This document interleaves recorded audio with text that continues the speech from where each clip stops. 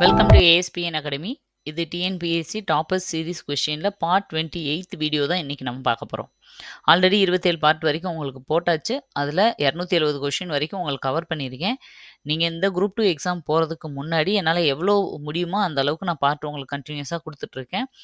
நீங்கள் தெளிவாக படிச்சுட்டு போங்க. இதில் இருக்க கொஸ்டின்ஸ் எல்லாத்தையுமே தெளிவாக கூட இருக்க ஃப்ரெண்ட்ஸ் கூடயோ இல்லை நீங்கள் ஒரு குரூப்பாக படிக்கிறீங்கன்னா டிஸ்கஸ் பண்ணி படிங்க. அப்போ தான் மறக்காமல் இருக்கும். கஷ்டமான விஷயங்களுக்கு ஷார்ட்கட் வச்சுக்கோங்க. எக்ஸாம் ஹாலுக்கு போகிறதுக்கு முன்னாடி இதில் இருக்க எல்லா கொஸ்டினும் உங்களுக்கு தரோவாக தெரிஞ்சிருக்கணும். அந்த அளவுக்கு நீங்கள் கொஞ்சம் மைண்டில் ஏற்றிக்கோங்க. எனக்கு தெரிஞ்சு அப்படி உங்கள் கூட கம்பைன் பண்ணி படிக்க ஆளே இல்லை அப்படின்னா நீங்கள் ஃபஸ்ட்டு ஒரு வாட்டி வீடியோவை போட்டு படிக்கிற மாதிரி கேளுங்க. செகண்டு அதே வீடியோவை ப்ளே பண்ணிவிட்டு அந்த கொஸ்டினுக்கு ஆன்சரை நீங்கள் சொல்லுங்கள். நான் உங்கள்கிட்ட அந்த கொஸ்டினில் வீடியோவில் கேட்டிருப்பேன் இல்லையா, அதுதான் நான் தான் உங்கள் கம்பேனியன் அப்படின்னு நினச்சிக்கோங்க. நம்மளை ஒருத்தர் கொஸ்டின் கேட்குறாங்கன்னு நினச்சிக்கோங்க. ஃபஸ்ட் டைம் நீங்கள் ஒரு தடவை பார்க்கும்போதே ஓரளவு நீங்கள் 4-5 கொஸ்டின் ஆன்சர் பண்ணிடுவீங்க. தெரியாத கொஸ்டினை அந்த டைம்லேயே நல்லா மனப்பாடம் பண்ணிட்டு ரெண்டாவது அதே வீடியோவை ப்ளே பண்ணி 10 கொஸ்டினுக்கும் நீங்கள் பார்க்காம ஆன்சர் ஆப்ஷனே பார்க்காம ஆன்சர் சொல்கிற மாதிரி ப்ராக்டிஸ் பண்ணிங்கன்னா உங்களுக்கு அந்த ஆன்சர் மறக்கவே மறக்காது. நீங்கள் இந்த மாதிரி எக்ஸாம் போகிறதுக்குள்ளே இதை நல்லா தரவாக நீங்கள் மனப்பாடம் பண்ணிட்டு போங்க. கண்டிப்பாக எக்ஸாம் ஹாலில் இது எந்த அளவுக்கு யூஸ்ஃபுல்லாக இருந்துச்சு அப்படிங்கிறத நீங்களே சொல்லுவீங்க. ஓகே, இன்றைக்கி இந்த வீடியோக்குள்ளே போகலாம். இதில் ஃபஸ்ட்டு கொஸ்டின் பாருங்கள். தேசிய ஊராட்சி தினம் எப்போது கொண்டாடப்படுகிறது? சரியா? அதாவது ஒவ்வொரு வருஷமும் தேசிய ஊராட்சி தினம் பஞ்சாயத்து ராஜ்னு சொல்கிறோம் இல்லையா, அது எப்போ கொண்டாடப்படுது அப்படிங்கிறது தான் question. April 24, option 2 April 20, option 3 April 18, option 4 April 12. இதில் தேசிய ஊராட்சி தினம் எப்போது கொண்டாடப்படுகிறது அப்படிங்கிறத ஆன்சரை கெஸ் பண்ணி வச்சுக்கோங்க. 30 செகண்ட்ஸ் டைம்குள்ள.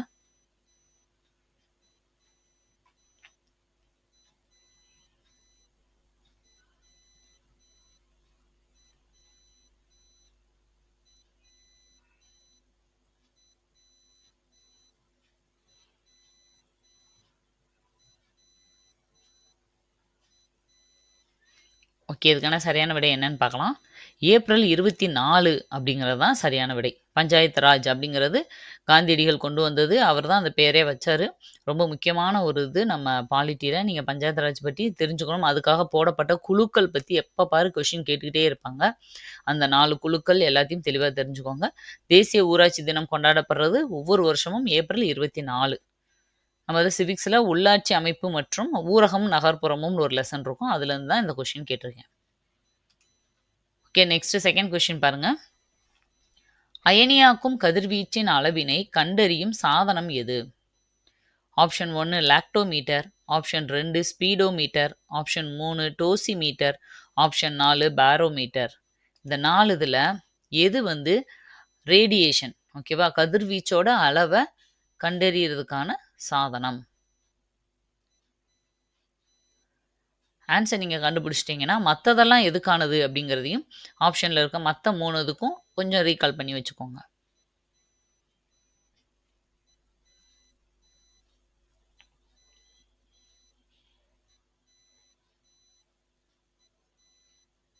ஓகே, இதுக்கான சரியான விடை என்னன்னு பார்க்கலாம்.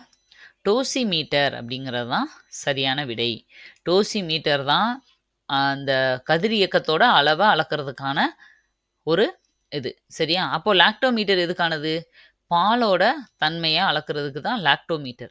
ஸ்பீடோமீட்டர் வேகத்தை அளக்கிறது. பாரோமீட்டர்ன்றது காற்றோட அழுத்தத்தை, அட்மாஸ்பரிக் ப்ரெஷர் அப்படின்னு சொல்லுவோம் இல்லையா, அதை மெஷர் பண்ணுறதுக்கு யூஸ் பண்ணுறது தான் பாரோமீட்டர். இந்த 4ஐயுமே நீங்கள் தெரிஞ்சுக்கோங்க. ஓகே, நெக்ஸ்ட் கொஸ்டின் பாருங்கள். Third question. The Tamil 1800 years ago அப்படிங்கிற புக்கு, அதை தமிழில் சொல்லணும் அப்படின்னா 1800 ஆண்டுகளுக்கு முன் தமிழகம் என்ற நூலை எழுதியவர் யார்? ஆக்சுவலாக இதை தமிழ்லேயும் ஒருத்தர் எழுதியிருக்காரு, இங்கிலீஷில் ஒருத்தர் எழுதியிருக்காரு. நான் கேட்குறது இங்கிலீஷில் தான். இங்கிலீஷில் தமிழ் 1800 years ago அப்படின்ற புக்கை எழுதுனது யார்? ஆப்ஷன் 1 வி கனகசபை, ஆப்ஷன் 2 உவே சாமிநாதர், ஆப்ஷன் 3 கா அப்பாதுரை, ஆப்ஷன் 4 இவற்றில் யாரும் இல்லை. இதில் யார் இதை எழுதுனாங்க அப்படிங்கிறத கெஸ் பண்ணுங்க. தமிழில் இதை டிரான்ஸ்லேட் பண்ணவரோட பேருமே இந்த ஆப்ஷனில் தான் இருக்குது. அதுவும் எதுவாக இருக்கும் அப்படிங்கிறத நீங்கள் கெஸ் பண்ணி வச்சுக்கோங்க.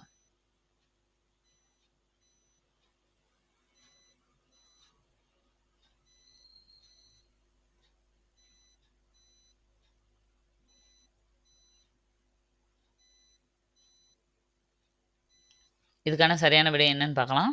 வி. கனகசபை பிள்ளை அப்படிங்கிறவர் தான் இதை எழுதினவர். ஆங்கிலத்தில் இந்த புத்தகத்தை எழுதினவர் வி. கனகசபை. நம்ம நீதி கட்சியை பற்றி ஒரு டாப்பிக்கே நம்மளுக்கு கொடுத்துருக்காங்க இல்லையா, அதில் நீங்கள் இவரை பற்றி கண்டிப்பாக படிச்சிருக்கணும். இதை தமிழில் டிரான்ஸ்லேட் பண்ணவர் தான் கா. அப்பாதுரை. தமிழில் 1200 ஆண்டுகளுக்கு முன் தமிழகம் அப்படின்னு அதை டிரான்ஸ்லேட் பண்ணவர் தான் கா. அப்பாதுரை. ஒரிஜினலாக இங்கிலீஷில் எழுதினவர் வி. கனகசபை. ரெண்டுமே புரிஞ்சிருக்கும்னு நினைக்கிறேன். நெக்ஸ்ட் 4th கொஸ்டின் பாருங்க. ராஜீவ் காந்தி கேல் ரத்னா விருது பெற்ற முதல் இந்திய விளையாட்டு வீரர் யார்? Option 1 Sachin Tendulkar, option 2 Mariyappan Thangavelu, option 3 Karnam Malleswari, option 4 Viswanathan Anand. இந்த 4 பேர்ல இந்த ராஜீவ் காந்தி கேல் ரத்னா விருதை வாங்கின முதல் இந்திய விளையாட்டு வீரர் யார்? அதாவது விளையாட்டுலேயே ஹையஸ்ட் அவார்டு இதுதான், ராஜீவ் காந்தி கேல் ரத்னா அவார்டு. எப்படி சினிமாவில் நம்ம தாதா சாஹிப் பால்கே விருது, நார்மலாக நம்ம இந்தியாவில் பாரத ரத்னா விருது, இதெல்லாம் உயர்ந்த விருதுகளாக சொல்கிற மாதிரி விளையாட்டில் ராஜீவ் காந்தி கேல் ரத்னா விருது தான் ஹையஸ்ட். இதை இந்த ஆப்ஷனில் இருக்க 4 பேருமே வாங்கியிருக்காங்க. அதையும் நான் சொல்லிடுறேன். 4 பேருமே வாங்கியிருக்காங்க. ஆனால் கொஸ்டின் ஃபஸ்ட்டாக வாங்கினது யார் அப்படிங்கிறது தான் ஆன்சர். என்னன்னா விஸ்வநாதன் ஆனந்த் தான் சரியானது. 1991 தான் இந்த விருதை ஆரம்பிச்சிருப்பாங்க.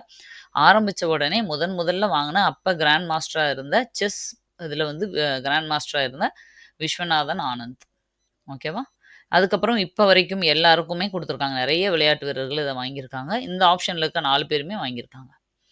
இது சமத்துவம் பெறுதல் அப்படிங்கிற ஒரு லெசன் நம்மளுக்கு சிவிக்ஸில் சின்ன கிளாஸில் இருக்கும். அதுலேருந்து கேட்ட ஒரு கொஸ்டின். நெக்ஸ்ட் 5th கொஸ்டின் பாருங்க. 11 கீழ்கணக்கில் உள்ள ஒரே ஒரு தொகை நூல் எது? Option 1 Naladiyar, option 2 Elathi, option 3 Thirukkural, option 4 Kainilai. இந்த 4மே 11 கீழ்கணக்கு நூல்கள் தான். அதில் எந்த டவுட்டும் இல்லை. இதில் ஒரே ஒரு நூல் மட்டும்தான் தொகை நூல்.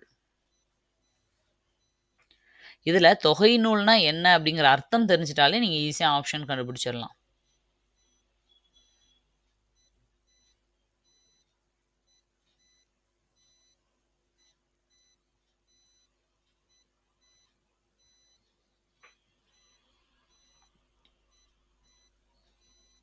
ஓகே, ஆன்சர் கெஸ் பண்ணியிருப்பீங்கன்னு நினைக்கிறேன். இதுக்கான ஆன்சர் நாலடியார் அப்படிங்கிறது தான் சரியான விடை. ஏன் அப்போ இதை தொகை நூல்னு சொல்கிறாங்க? நம்ம இப்போ தொகை சொற்கள்னால என்னன்னு சொல்லுவோம்? இப்போ முக்கணி அப்படின்னா அது ஒரு தொகைச்சொல். ஏன்னா மா, பலா, வாழை அப்படிங்கிற 3 கனியும் சேர்த்து தொகுத்து ஒரே வார்த்தையாக சொல்கிறோம் முக்கணி. நாட்திசை, அறுசுவை, ஓகேவா? இந்த மாதிரிலாம் சொல்கிறோம் இல்லையா? ஒரு நிறைய விஷயங்களை தொகுத்து ஒரே விஷயமா சொல்கிறது பேர் தான் தொகுத்தல், தொகை அப்படின்னு நம்ம சொல்லுவோம். அப்போது இந்த 11 கீழ்கணக்கு நூல்களில் நீங்கள் எடுத்துக்கிட்டிங்கன்னா எல்லா நூலுக்கும் ஒரு ஆசிரியர் இருப்பாங்க. நாலடியார் மட்டும்தான் சமண முனிவர்கள் பல பேர் எழுதின நூல்களை தொகுத்து கொடுத்த ஒரு தொகை நூல். இப்போ உங்களுக்கு மீனிங் புரிஞ்சிருக்கும்னு நினைக்கிறேன். தொகுத்து கொடுத்ததுனால இது ஒரு தொகை நூல். இதில் நாலடியார் மட்டும்தான் அப்படி. மற்ற நூல்கள் எல்லாத்துக்குமே தனித்தனி ஆசிரியர்கள் இருக்காங்க. நாலடியார்ன்ற டாபிக்லேருந்து தான் இதை எடுத்திருக்கேன். நெக்ஸ்ட் கொஸ்டின் போகலாம் நம்ம. 6th கொஸ்டின் பாருங்க. இந்திய தேசிய காங்கிரஸின் முதல் கூட்டம் பம்பாயில் எந்த இடத்தில் நடைபெற்றது? ஆப்ஷன் 1 இந்திய மேலாண்மை நிறுவனம் மும்பை, ஆப்ஷன் 2 கோகுல்தாஸ் தேஜ்பால் கல்லூரி, ஆப்ஷன் 3 நர்சி மோஞ்சி மேலாண்மை ஆய்வு நிறுவனம், ஆப்ஷன் 4 இந்திய தொழில்நுட்ப கழகம். உங்கள் எல்லாருக்குமே தெரியும் ஃபஸ்ட்டு கூட்டம் மும்பையில் தான் நடந்துச்சுன்னு சொல்லி நம்ம அது எல்லாமே முதல் 3 கூட்டங்கள் படிப்போம். ஆனால் அந்த பம்பாயில் எந்த இடத்துல நடந்துச்சு அப்படிங்கிறது தான் இப்போ கொஸ்டின்.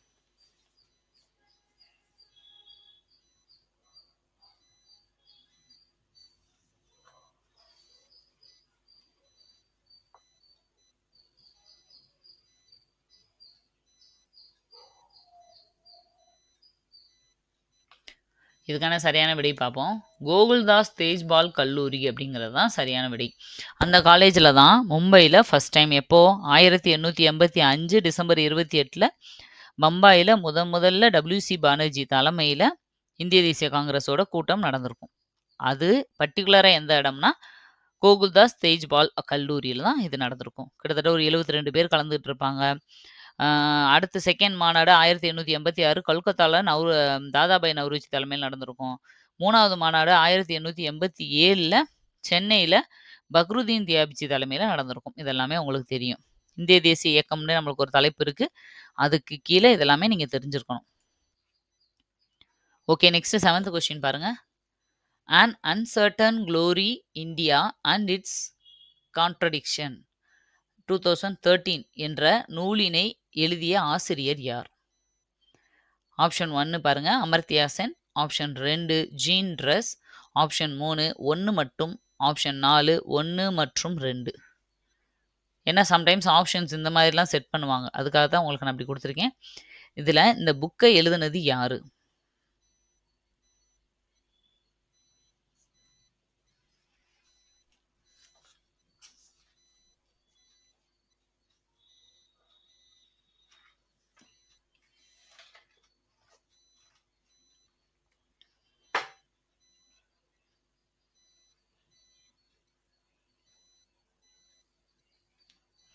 இதுக்கான சரியான விடை என்னன்னு பார்க்கலாம். ஆப்ஷன் 1 மற்றும் 2. அதாவது இந்த புக்கை எழுதுனது 2 பேருமே, அமர்த்தியா சென்னும் ஜீன் ரஸ் அப்படிங்கிற ஒரு 2 பேரும் சேர்ந்து எழுதின ஒரு புத்தகம் தான் இந்த புத்தகம். இது நம்ம இதில் திட்டமிடலும் வளர்ச்சி அரசியலும்னு ஒரு லெசன் இருக்கு இல்லையா, அதில் இருந்து கேட்ட கொஸ்டின் தான் இந்த கொஸ்டின்.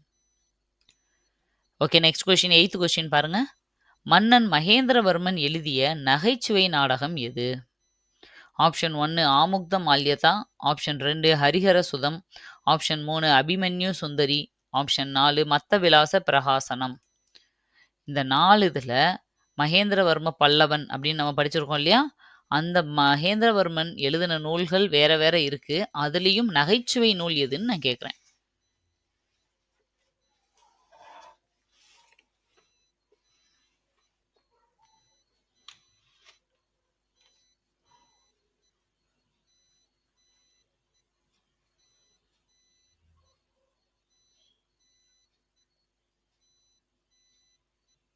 ஓகே, இதுக்கான சரியான விடை என்னன்னு பார்ப்போம். மத்த விலாச பிரகாசனம், மத்த விலாச பிரகடனம் சொல்லுவாங்க, பிரகாசனம், பிரஹசனம் அப்படின்னு நிறைய சொல்லுவாங்க. ஆனால் மத்த விலாசம்ன்றது கரெக்ட் தான். மத்த விலாச பிரகடனம் எப்படி வேணாலும் சொல்லலாம். இந்த நூலை எழுதி, அதுவும் இது ஒரு நகைச்சுவை நாடக நூல். ஓகேவா, நாடக நூல். மகேந்திரவர்ம பல்லவனை பற்றி உங்களுக்கு தெரியும். இவர் விசித்திர சித்தன் அப்படின்னு அழைக்கப்பட்டவர். சமண மதத்திலேருந்து சைவத்துக்கு இவரை திருநாவுக்கரசர் மாற்றிருப்பார். அதாவது அப்பர்னு சொல்லுவோம் இல்லையா, அவர் தான் மாற்றிருப்பார். அப்புறம் இவருக்கு நிறைய பேர்கள் இருக்கும். மத்த விலாசன், சித்திரகார புலி, சங்கீரணகதி, சத்ருமல்லன், அவனிபாஜன், இதெல்லாம் இவரோட சிறப்பு பெயர்கள். ஓகேவா. ஓகே, தென்னிந்திய அரசுகள்னு ஒரு லெசன் இருக்கு இல்லையா, அதில் தான் இந்த கொஸ்டின் வந்து நான் எடுத்திருக்கேன். நெக்ஸ்ட் 9th கொஸ்டின் பாருங்க. மக்களின் பாதுகாப்பு செலவானது எந்த வகையை சார்ந்தது? இப்போ மக்களோட பாதுகாப்புக்காக கவர்மெண்ட் இன்வெஸ்ட் பண்ணுதுன்னா அது எந்த வகையில் வரும்? பொது நல முதலீடு. ஆப்ஷன் 2 நாட்டு பாதுகாப்பு. ஆப்ஷன் 3 அரசின் கடமை. ஆப்ஷன் 4 நாட்டின் வளர்ச்சி. இந்த 4 இதில் எதுக்கு கீழே இந்த பாதுகாப்பு செலவுன்றது வரும் அப்படிங்கிறது தான் கொஸ்டின். இதுக்கான ஆன்சரை ஒரு 30 செகண்ட்ஸ்குள்ள நீங்கள் கொஞ்சம் லாஜிக்காக யூஸ் பண்ணி பார்த்தீங்கனாலே நீங்கள் ஆன்சரை வந்து கண்டுபிடிச்சிட முடியும்.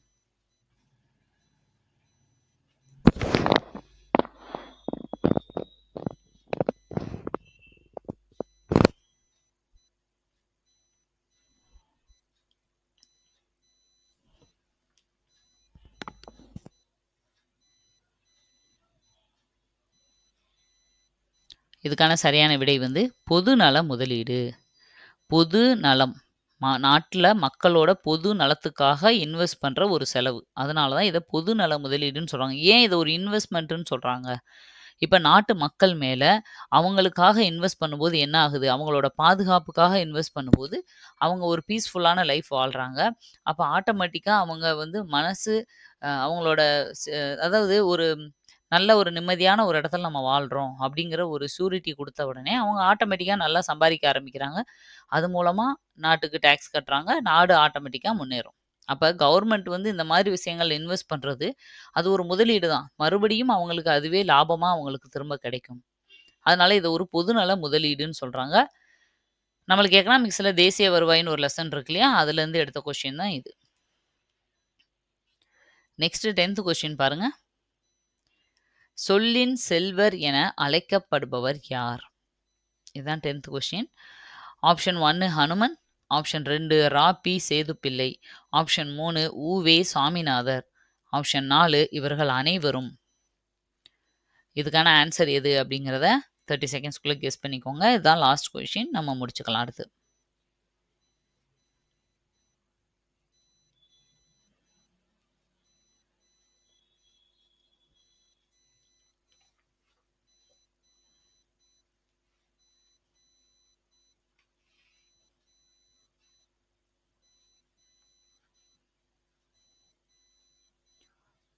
இதுக்கான சரியான விடை என்னன்னு பார்க்கலாம். ரா.பி. சேதுப்பிள்ளை அப்படிங்கிறது தான் சரியான விடை. நான் உங்கள்கிட்ட சொல்லியிருக்கேன், ஆசிரியரும் அவங்களோட அடைமொழி பெயர்கள், சிறப்பு பெயர்கள், இயற்பெயர்கள் இதெல்லாம் உங்களுக்கு தெரிஞ்சிருக்கணும். கண்டிப்பா அதுலேருந்து கொஸ்டின்ஸ் வந்துட்டே இருக்கும். நீங்க எல்லா கொஸ்டின் பேப்பரும் எடுத்து பார்த்தீங்கன்னா, இந்த மாரி ஒரு கொஸ்டினாவது இல்லாம இருக்காது. நான் நம்மளோட சேனல்ல பிளேலிஸ்ட்ல உங்களுக்கு கூடுதல் குறிப்புகள்ல, தமிழ் கூடுதல் குறிப்புகள்ல போய் பார்த்தீங்கன்னா, இந்த மாரி தேவையான எல்லா விஷயத்தையும் குடுத்துருக்கேன். நீங்க பார்த்து டக்கு டக்குன்னு நோட்ஸ் எடுத்து வச்சுக்கோங்க. படிக்காம மட்டும் போயிறாதீங்க. சரியா? நீங்க டைரக்ட்டா வீடியோ பார்த்து படிப்பீங்களோ, இல்ல நோட்ஸ் எடுத்து வச்சு படிப்பீங்களோ, ஏன்னா கம்மி தான் இருக்கு. நீங்க ஷார்ட்டா நோட்ஸ் எடுத்து வச்சுக்கலாம். எடுத்து வச்சு படிக்கிறது இன்னும் பெட்டர். நீங்க எக்ஸாம் ஹாலுக்கு முன்னாடி போய் கூட நீங்க ரிவைஸ் பண்ணிக்கலாம். அதுக்காக மறக்காம நோட்ஸ் எடுத்து வச்சுக்கோங்க. இவர வந்து சொல்லின் செல்வர். ஏன்னா வார்த்தைகள கையாள்றதுல திறமையானவர். இவரு ரா.பி. சேதுப்பிள்ளை. அவரோட நூல்கள்லயும், புத்தகங்கள்லயும். அதனால இவருக்கு அந்த பேர் வந்துச்சு. ஹனுமன் எதுக்கு வந்தாரு இதுல? இவங்கெல்லாம் ஓகே நூலு. ஹனுமன் எதுக்கு வந்தாரு அப்படின்னா, ஆக்சுவலா அனுமன சொல்லின் செல்வன் அப்படின்னு சொல்லுவாங்க. அத சொல்றதுக்காக தான் நான் ஆப்ஷன்ல இத குடுத்தேன். சொல்லின் செல்வர் அப்படின்னா ரா.பி. சேதுப்பிள்ளை. சொல்லின் செல்வன் அப்படின்னா ஹனுமன். ஏன் ஹனுமன மரியாதை இல்லாம அப்படி இல்ல. அது வந்து ஒரு உரிமையில சொல்ற வார்த்தை செல்வன் அப்படின்னு. ஏன் அவருக்கு அந்த பேர் வந்துச்சு அப்படிங்கிறது ஒரு இன்ட்ரஸ்டிங்கான ஒரு ஃபேக்ட். அதாவது என்னன்னா, நமக்கு தெரியும் மகாபாரதம், ராமாயண கதை உங்களுக்கு தெரியும். அதுல வந்து சீதையை தூக்கிட்டு போன பிறகு அவர தேடி ஹனுமன் தான் போவார். அவரோட கணையாழிய குடுத்து விடுவார் ராமன். ராமன் கணையாழின்னா என்ன? மோதிரம். அடையாளத்துக்கு தெரியணும் இல்லையா? அதனால அந்த மோதிரத்த குடுத்துட்டு பேசிட்டு, சீதையும் ராமனே வந்து கூட்டு போனா தான் நான் வருவேன்னு சொல்லிருவாங்க. ஓகே. ஆனா, இங்க ரொம்ப நாளா என்ன ஆச்சோ? ஹனுமன் போனாரா? பார்த்தாரா? சீதை இருக்காங்களா? உயிரோட இருக்கா? இல்லையா? எதுவுமே தெரியாம இங்க ராமர் ரொம்ப டென்ஷனா இருப்பாரு இல்லையா? அப்போ ஹனுமன் வந்த உடனே அவரோட மனசுல என்ன இருக்கும்? அவரு மைண்ட்ல ஐயோ! என்ன நடந்துச்சு? என்னவா இருக்குன்ற 1000 கொஸ்டின்ஸ் இருக்கும் இல்லையா? ராமனோட அதுல. அந்த அவரோட சூழ்நிலைய புரிஞ்சுகிட்ட ஹனுமன் எப்படி பேச ஆரம்பிப்பாருன்னா, பேசும்போதே முதல் வார்த்தையே அவர் முகத்த இப்படி பார்த்த உடனே ஹனுமன் சொல்லுவாரு, "கண்டேன் சீதையை" அப்படின்னு சொல்லுவாரு. இந்த வார்த்தை ரொம்ப ஃபேமஸ் ஆனது ராமாயணத்துல. சீதையை கண்டேன் அப்படின்னா கூட, ஒரு செகண்ட் தான் ஆகும். ஒரு ஃபிராக்ஷன் ஆஃப் செகண்ட் தான் ஆகும் சொல்லி முடிக்க. ஆனா சீதையைன்னு அவர் சொல்லும்போது, பார்த்தானா? பார்க்கலையா? இல்ல என்ன நடந்திருக்குமோன்ற அந்த ஒரு ஃபிராக்ஷன் ஆஃப் செகண்ட்ல அவரு மனசு பதறும் இல்லையா? அந்த கஷ்டத்த கூட ராமனுக்கு குடுக்கக்கூடாதுன்னு ஃபர்ஸ்ட் வார்த்தையே கண்டேன் அப்படின்னு சொல்லிருவாரு. கண்டேன் சீதையை அப்படின்றது. ஓகேவா? அப்ப வார்த்தைகள எவ்வளோ அழகா கையாள்றாரு. அதற்காக ஹனுமன வந்து சொல்லின் செல்வர் அப்படின்னு கம்பர் சொல்லியிருப்பார். செல்வன் அப்படின்னு. ஓகேவா? அப்ப 2ம் தெரிஞ்சுக்கோங்க. சொல்லின் செல்வன்னா ஹனுமன், சொல்லின் செல்வர்னா ரா.பி. சேதுப்பிள்ளை. ஓகே. உங்களுக்கு புரிஞ்சிருக்கும்னு நெனைக்கிறேன். இன்னைக்குரிய 10 கொஸ்டினும் முடிஞ்சிருச்சு. உங்களோட ஸ்கோர நீங்க செல்ஃப் அனலைஸ் பண்ணிக்கோங்க.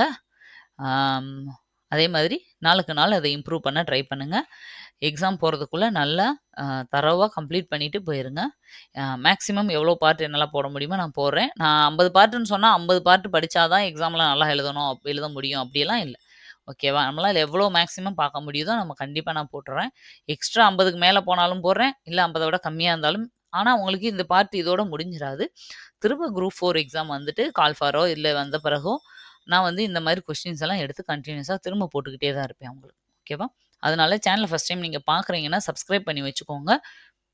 இந்த பார்ட் வந்து உங்களுக்கு எவ்வளோ பார்ட்னாலும் போய்க்கிட்டே தான் இருக்கும் கன்டினியூஸா. நம்ம ஸ்கூல் புக்ல இருக்கிற மொத்த சிலபஸ்லயும் இருக்கிற கஷ்டமான கொஸ்டின்ஸ் எல்லாம் எடுத்து உங்களுக்கு குடுக்குற வரைக்கும் இந்த பார்ட் போய்க்கிட்டே இருக்கும். ஓகேவா? ஓகே. மறுபடியும் அடுத்த பார்ட்ல உங்கள நான் சந்திக்கிறேன். அதுவரைக்கும் கன்டினியூஸா நம்ம சேனலோட கனெக்டடா இருங்க. Thank you. பை.